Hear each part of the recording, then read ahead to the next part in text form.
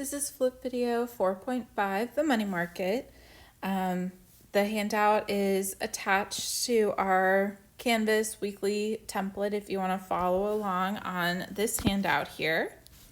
So our money market is another financial market graph that we have in Unit 4. So the first financial market graph that we looked at was the bond market. And so this flip video is the money market, and then our next flip video will be the loanable funds market. So we're going to go ahead and draw our money market at equilibrium and then talk about what all the labels mean. So in our vertical, we're going to have the nominal interest rate. So the NIR is our nominal interest rate. So nominal interest rate includes inflation. So just like nominal GDP, it includes inflation. It's this year's GDP. Nominal interest rate is this year's interest rate, which includes inflation. QM stands for quantity of money. Our downward sloping curve is DM. So DM is the demand of money.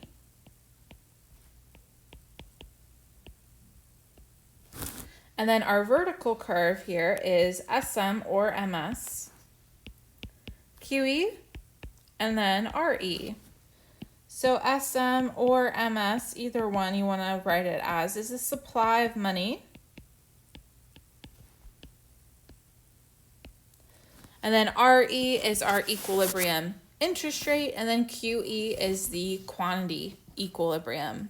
So this is our money market at equilibrium.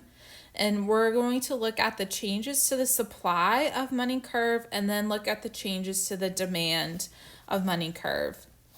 So we're going to start with our supply of money curve first. So there's really only one major shifter of the supply of money curve, and that is when the Fed is buying or selling bonds. So when the Fed buys bonds, that's going to increase the money supply.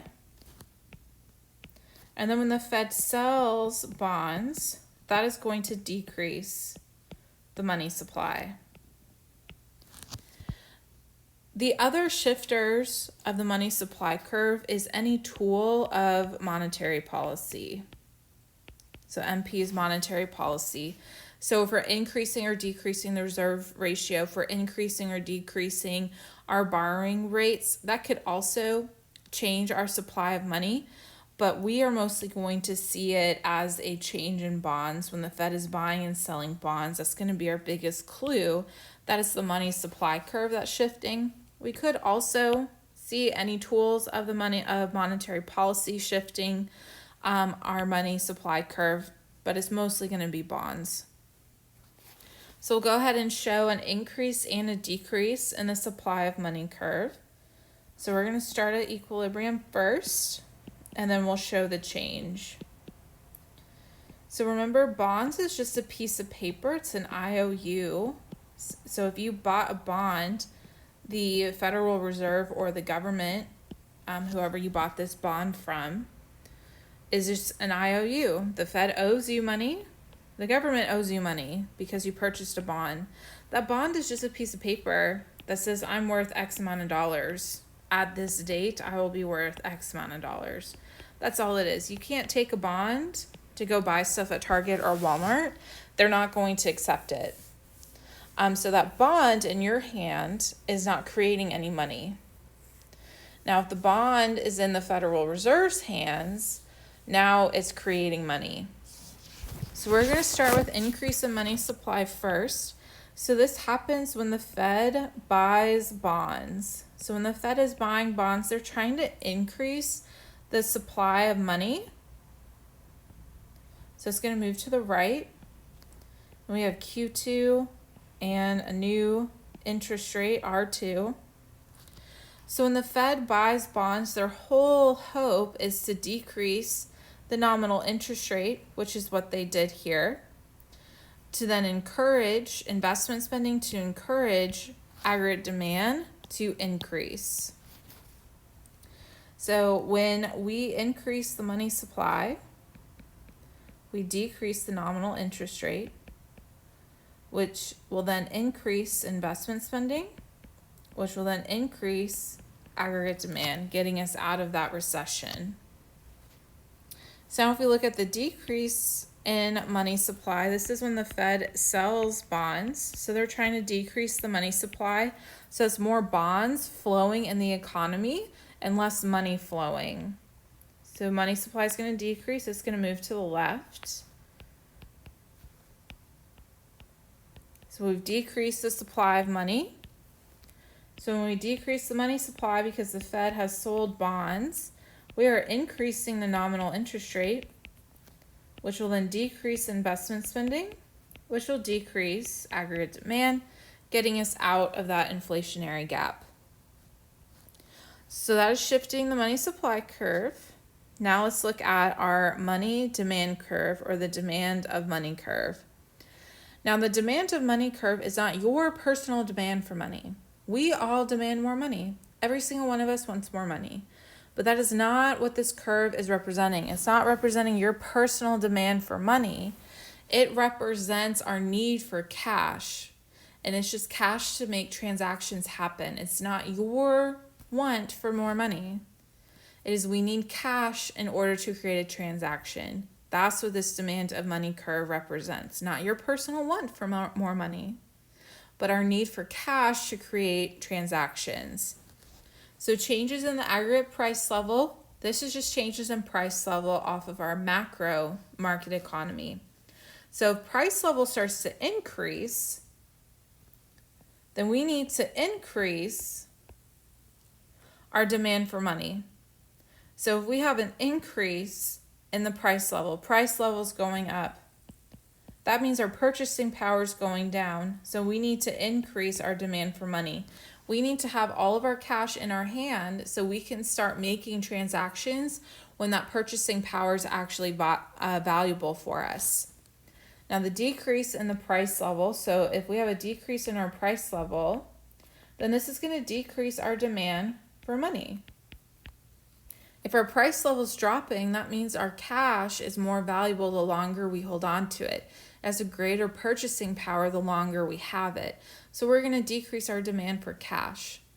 Changes in real GDP follows the changes in price level. If you think about our macro market economy, if price level is decreasing, then real GDP is probably also decreasing. So if we have a decrease in real GDP, that's going to decrease our demand for money as well.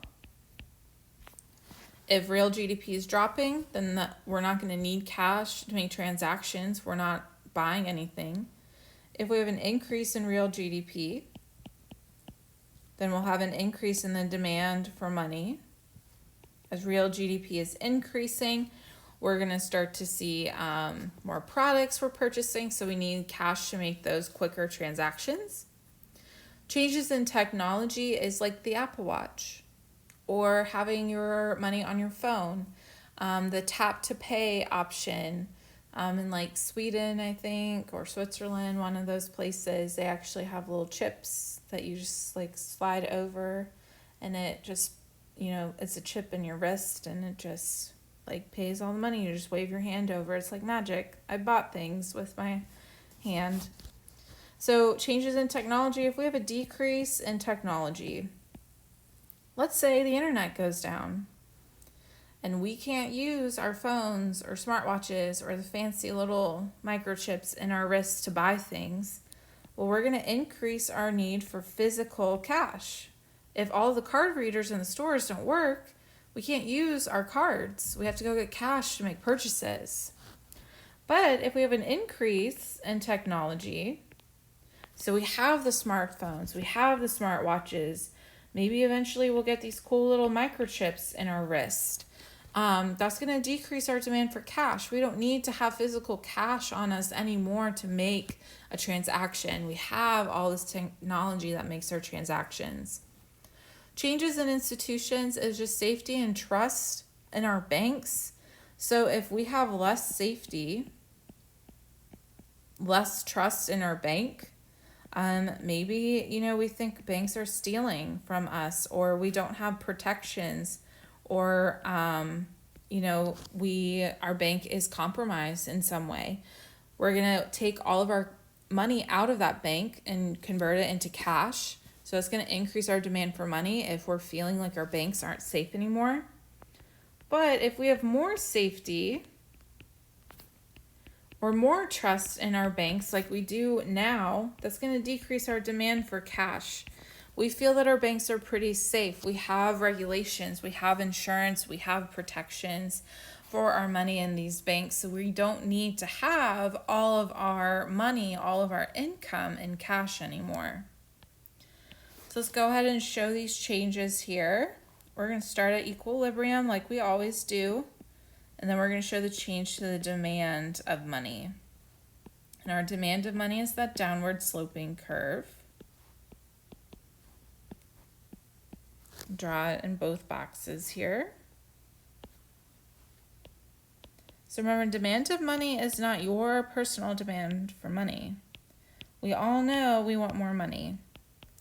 This is our demand for cash to create transactions. That's what demand of money is.